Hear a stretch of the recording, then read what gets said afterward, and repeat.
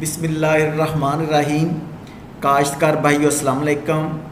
Agriculture advisory forum से खुशहाल किसान मेरा ईमान के स्लोगन के साथ आज की गुफ्तगू का आगाज़ करते हैं। आज की गुफ्तगू का मौजू है, क्या फास्फोरिक एसिड 85% एग्रीग्रेड डीएपी का मुतबादल हो सकता है? आज हम इस मौजू पर बात करेंगे। सबसे पहले फास्फोरस को समझ लें।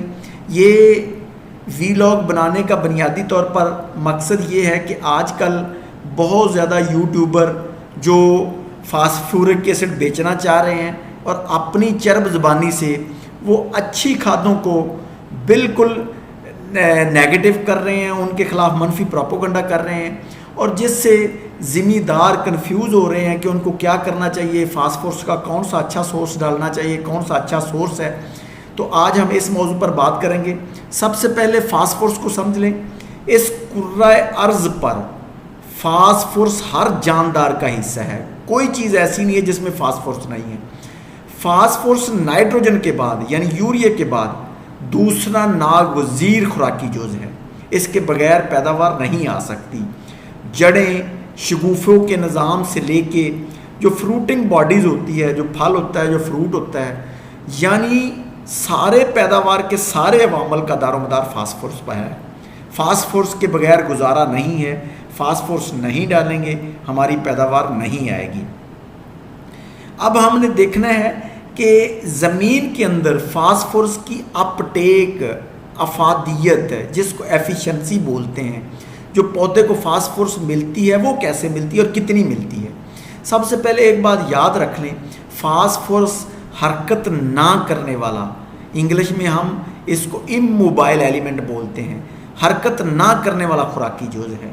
और दूसरी एक बहुत बड़ी हकीकत, हमारी ज़मीनों में चूना बहुत ज़्यादा है, जिसकी वजह से फास्फोरस की फिक्सेशन बहुत ज़्यादा होती है और इसलिए फास्फोरस की अपटेक या फास्फोरस जो पौधे को मिलती है वो तकरीबन उसकी अफादियत अपटेक 15 से 25% है।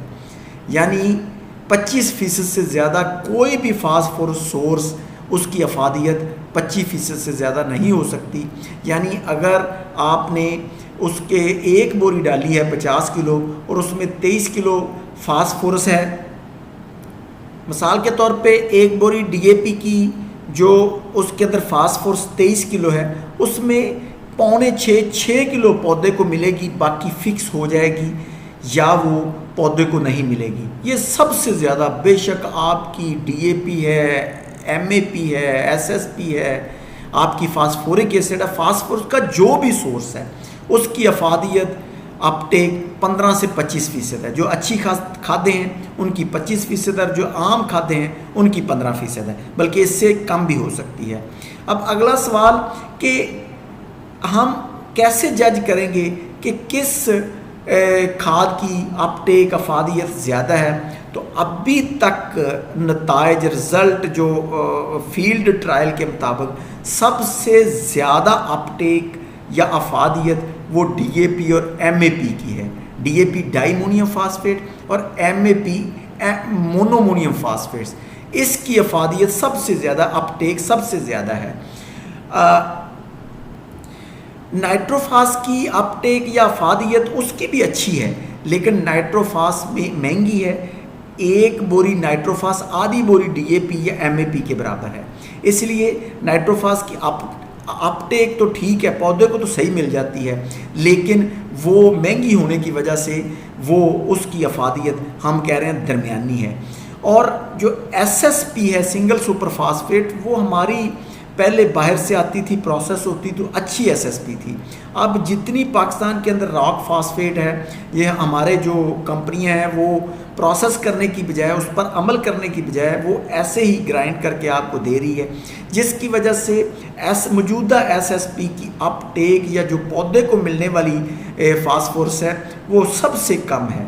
तो सबसे अच्छी अपटेक डीएपी एमएपी की है और सबसे कम अपटेक या जो पौधे को मिलती है फास्फोरस वो एसएसपी की फास्फोरस है। ये बात ज़हन नशीन कर लें। ये आप गूगल पे भी जाके देख सकते हैं, ये आप कहीं भी नेट पे स्टडी कर सकते हैं कि डीएपी और एमएपी की अपटेक सबसे ज़्यादा या पौधे को मिलने वाली फास्फोरस इसमें सबसे ज़्यादा क्यों है। ये आप गूगल पे या नेट पे सर्च कर सकते हैं। अब फास्फोरस की अपटेक मुख्तलिफ खादों में मुख्तलिफ है। हम उसको 25% कैसे कर सकते हैं, यानी सबसे ज़्यादा अपटेक कैसे कर सकते हैं।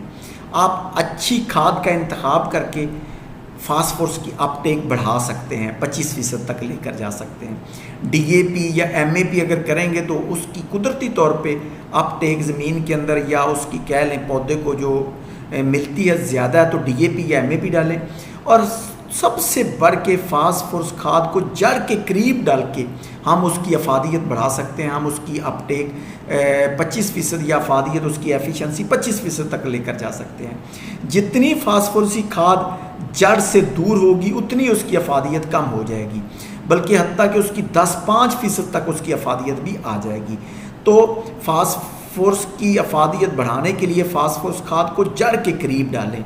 इसीलिए कहते हैं कि हम बिजाई पे डालें, या आजकल ड्रिल आई है वो नीचे फास्फोरस डीएपी गिराती है या खाद गिराती है, ऊपर बीज गिराती है। तो जड़ के करीब फास्फोरस डालने से आपकी वो उसकी अफादियत बढ़ जाएगी। अगर जड़ के करीब नहीं दे सके तो केरा या छट्टा करने की बजाय अगर आप फास्फोरसी खादों को फ्लड या फर्टिगेशन करेंगे तो उससे भी, क्योंकि वो पानी के अंदर मिक्स हो जाती है, वो जिधर जाती है वो जड़ के करीब ज़्यादा से ज़्यादा मिकदार जाती है। तो फर्टिगेशन यानी फ्लड करके भी आप फास्फोरस की अपटेक बढ़ा सकते हैं। क्या एक आजकल बड़ा सवाल, बड़ा जो 2 नंबरी है, या कह लें कि वो चूरन बेचने वाले, फास्फोरिक एसिड बेचने वाले, या टेल फास या बायो ऑर्गेनिक फास्फेट बेचने वाले, एसएसपी बेचने वाले, वो बड़ी अपनी कंडीशनर बेचने वाले अपनी उन्होंने दुकानदारी लगाई है कि ज़मीन की पीएच कम करके हम फास्फोरस की अपटेक बढ़ा सकते हैं।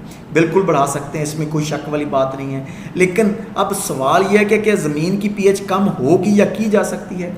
ये एक बड़ा समझने वाली बात है।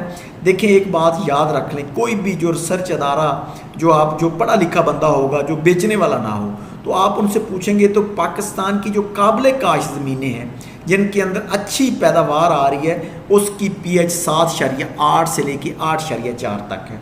7.8 किसी भी ज़मीन की हमारी जो पीएच नहीं है हमारे पाकिस्तान में, और 8.5 से अगर पीएच ज़्यादा होगी तो इसका मतलब है वो ज़मीन ख़राब है, उसमें सफ़ेद कलर है या काला कलर है, तो उसको हम रिक्लेम करेंगे, उस ज़मीन की इस्लाह करेंगे।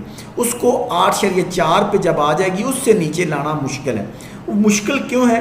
क्योंकि हमारी ज़मीनों में चूना बहुत ज़्यादा है, जिसको हम कैल्शियम बोलते हैं, जिसकी वजह से ज़मीन की बफरिंग कैपेसिटी बहुत ज़्यादा है। इस बफरिंग कैपेसिटी की वजह से जो हमारी ज़मीनों में कुदरती तौर पे चूना ज़्यादा है, इसकी वजह से पीएच को कम करना तकरीबन नामुमकिन काम है।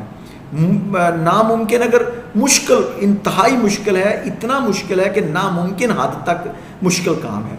यानी अगर इसका 1 पॉइंट पीएच नीचे लाने के लिए हमें 19,000 लीटर यानी तेज़ाब डालेंगे तो फिर जाके हम उसको कम कर सकते हैं। हाँ, 8.5, 8.6, 8.7 उसके अंदर काला कलर होता है, सफ़ेद कलर होता है, उसके अंदर तेज़ाब डालेंगे, जिप्सम डालेंगे तो वो उसके अंदर जो साल्ट हैं, नमकियात हैं, जो सोडियम है, वो जो कैल्शियम या दूसरे साल्ट हैं, वो लीच डाउन हो के वो उसकी यानी पीएच 8.4, 8.3 तक आ जाएगी। इससे नीचे लाना पीएच बहुत मुश्किल है, बल्कि नामुमकिन है। ये बात ज़हन में निकाल दें कि आप 1 या 2 बोरी खाद या कंडीशनर डाल के या गोबर की खाद डाल के आप उसकी पीएच कम कर सकते हैं। हाँ, उसको मैनेज किया जा सकता है।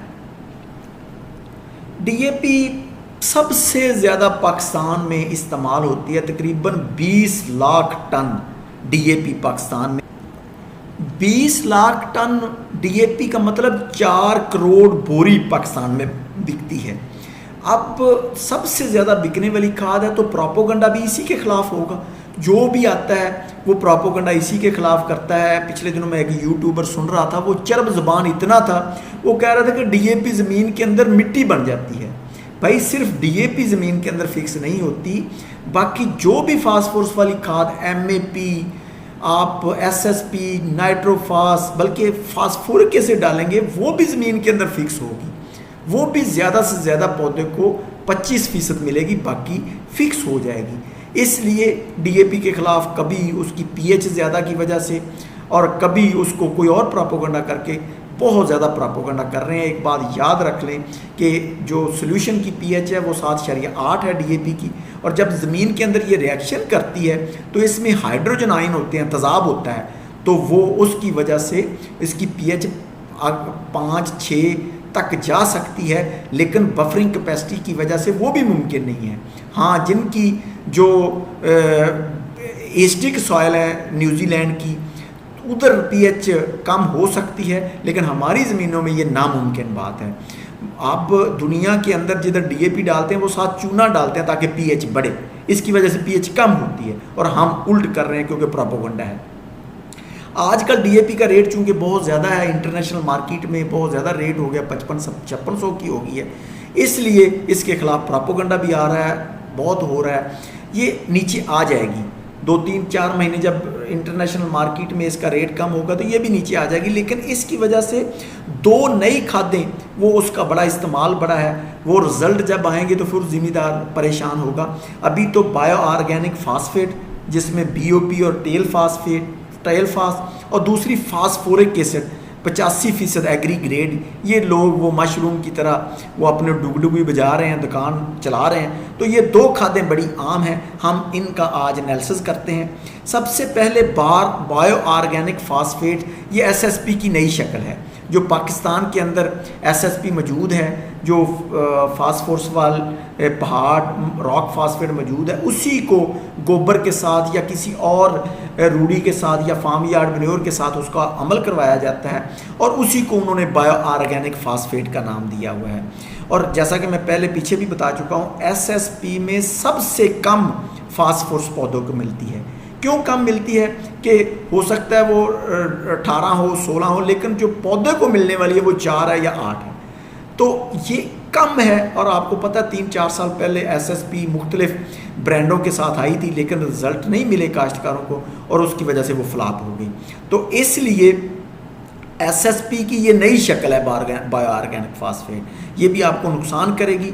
आप मसलन जो, क्योंकि फास्फोरस जो पौधे को मिलती है वो HPO4 और H2PO4 की शक्ल में मिलती है, जबकि ये इसमें ये जो रॉक फास्फेट में इसको प्रोसेस नहीं किया जाता, तो एसएसपी पे जो रॉक फास्फेट है या बायो ऑर्गेनिक फास्फेट में जो रॉक फास्फेट है, वो इन फार्म में लाने के लिए टाइम लगता है, जो पौधे को जल्दी नहीं मिलती, और इसलिए इस एसएसपी के या बायो ऑर्गेनिक फास्फेट के रिज़ल्ट बहुत कम है। ये मुख्तलिफ टेलफास है, बीओपी है, ये आजकल मार्केट में बिक रही हैं, और ये वही एसएसपी की नई शक्लें हैं। वो इसलिए इनको डालेंगे तो आपको अच्छे रिज़ल्ट नहीं मिलेंगे, फास्फोरस की अपटेक बहुत कम होगी। ये इन्होंने प्रोपोगंडा किया है कि हमने ऑर्गेनिक मैटर का झांसा देते हैं और उसकी वजह से ये बहुत ज़्यादा वो पौधे को मिलेगी, ये मुमकिन नहीं है। दूसरे नंबर पे फास्फोरिक एसिड, इसमें कोई शक वाली बात नहीं है। यही फास्फोरिक एसिड को जब अमोनिया के साथ मिलाते हैं तो वो डीएपी बनती है, इसकी अपटेक कदरे ज़्यादा है। लेकिन जो पौधे को फास्फोरस मिलती है, जैसे कि मैं पहले भी बात कर चुका हूँ, वो HPO4 है और H2PO4, 2 फॉर्म में पौधे को फास्फोरस मिलती है। जबकि जो फास्फोरिक एसिड में फास्फोरस होती है वो H3PO4 होती है, यानी एक हाइड्रोजन ज़्यादा होता है, तेज़ाब होता है ना, तो वो फिर उसको H2PO4 HPO4 में बदलने में टाइम लगता है। नो डाउट कि इसकी अपटेक पानी के अंदर तेज़ाब होने की वजह से कदरे ज़्यादा, लेकिन इसका मतलब ये नहीं है कि वो 25% से बढ़ जाएगी, वो 1-2-3-4% ज़्यादा होगी। इससे ज़्यादा ज़मीन में चूना होने की वजह से कोई भी फास्फोरस का सोर्स है या ज़रिया है, फास्फोरिक एसिड हो, DAP हो, MAP हो, SSP हो, 25% से ज़्यादा किसी की अफादियत नहीं हो सकती, अपटेक नहीं हो सकती। फास्फोरिक एसिड की हैंडलिंग बहुत मुश्किल है। फास्फोरिक एसिड 85% वाली महंगी खाद है। कैसे महंगी खाद है, अभी हम इसका तर्जमा करते हैं। ये आजकल फास्फोरिक एसिड 85% वाला, अब इसका ये मुख्तलिफ मार्केट में बिक रहा है, ठीक है आप डालें, लेकिन फास्फोरिक एसिड जो 35 किलो का पैकिंग है वो 7600 की बिक रही है, और उसमें जो अगर 85% देखें तो उस फास्फोरस की मिकदार तकरीबन 30 किलो है, और फी किलोग्राम फास्फोरस की कीमत 255 रुपये में पड़ती है।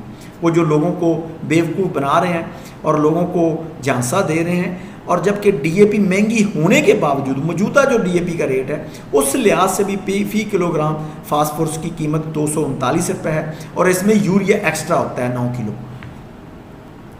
अगर नाइट्रोजन यानी 9 किलो नाइट्रोजन 18% नाइट्रोजन होता है डीएपी में, वो निकाल दें तो ये 239 की बजाय 209 रुपये की डीएपी में फास्फोरस पड़ेगी, जबकि फास्फोरिक एसिड बिल्कुल 85% वाला करके भी 255 रुपये की पड़ेगी।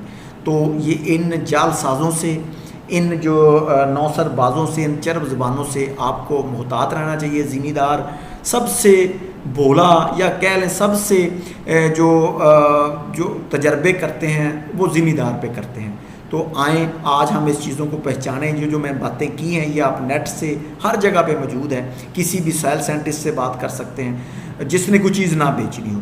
तो ये था आज का मौजू, क्या फास्फोरिक एसिड डीएपी की जगह ले सकता है, लेकिन बहुत सारे मसाइल हैं, लेकिन बहुत महंगा है। जो कहते हैं कि डीएपी ज़मीन के अंदर ज़मीन मट्टी हो जाती, झूठ बोल रहे हैं, लोगों को बेवकूफ़ बना रहे हैं।